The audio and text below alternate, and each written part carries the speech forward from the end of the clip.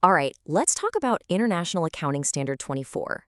Today, we're going to dive into those hidden relationships that can quietly steer a company's future, all by looking at one critical definition: the related party.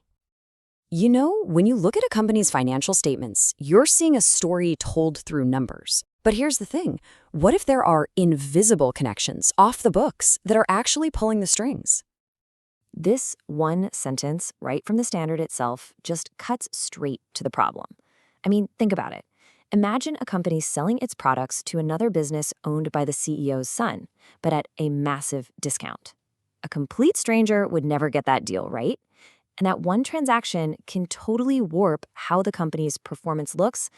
And that is exactly why IAS 24 exists. Its whole reason for being is to drag these relationships out into the daylight through disclosure, making sure that anyone reading those financial statements gets the full, honest picture. Okay, so this brings us to the million-dollar question. If this standard is going to work, it needs a definition that's absolutely airtight. It has to be super specific, but also flexible enough to catch all the different ways that influence can show up. At first glance, the definition seems pretty straightforward. A related party is just, well, someone or something connected to the company. But the standard gets way more specific really quickly, breaking it down into two major categories: people and other organizations. You can basically think of it like this: the influence can come from a person, an individual, or it can come from another organization, an entity. And IAS 24 gives us specific tests for both of these paths. So let's jump into that first path and see how the influence of just one person can create ripples across an entire company. The standard is crystal clear here. A person is considered related if they have control, or this thing called significant influence, which basically means they don't run the day-to-day show, but they have a really powerful voice in the big financial and operating decisions. And of course, this automatically includes the key management personnel. We're talking top executives, directors, the people making the big strategic calls. But, the influence doesn't just stop with that one individual. The standard is smart enough to know that family can be a huge factor. The whole definition of close family members really boils down to this idea of mutual influence when it comes to business.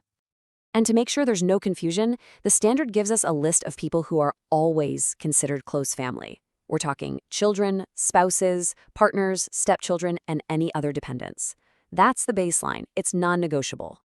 But, and this is a really important but, that list isn't the end of the story.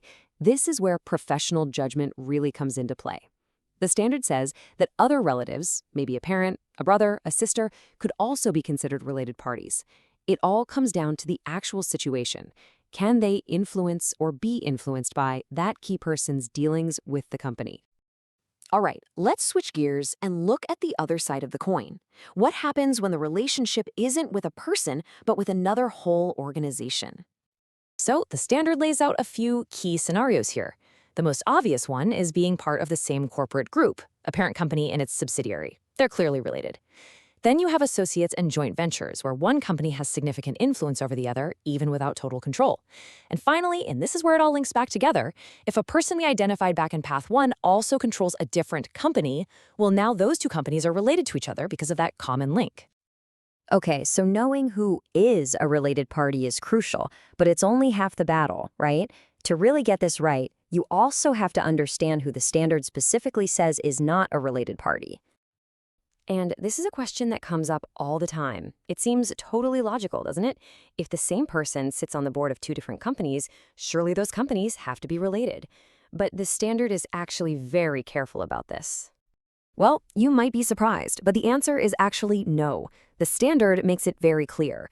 Just sharing a director isn't enough, on its own, to make two companies related. And the same logic applies to other normal business relationships. Just because a company relies heavily on one bank or gets all its business from a single huge customer, that doesn't automatically create a related party situation. There has to be something more. And all of this, it leads us to what is maybe the single most important idea in this entire standard: substance over form. It's not about what's written on a piece of paper or what someone's job title is. It's about looking past all that to understand the reality of the relationship. Who really holds the power here? That's the question IAS 24 forces everyone to ask. So we've been deep in the weeds with all these technical definitions. let's pull back for a second and ask, why does any of this actually matter? Why go through all this trouble? It's because you just can't judge a company's health in a vacuum. It's impossible. Knowing that a massive chunk of a company's sales are going to another business owned by the CEO's spouse, that changes everything. It completely reframes how you look at that company's risks and its opportunities. Without that piece of information, the financial story is just a fiction. At the end of the day, this is all about building trust through transparency. Figuring out who the related parties are is a huge step in shining the light into some of the darker corners of business. And it really makes you wonder, as our world gets more and more connected, what other unseen relationships are we going to need to bring into the light next?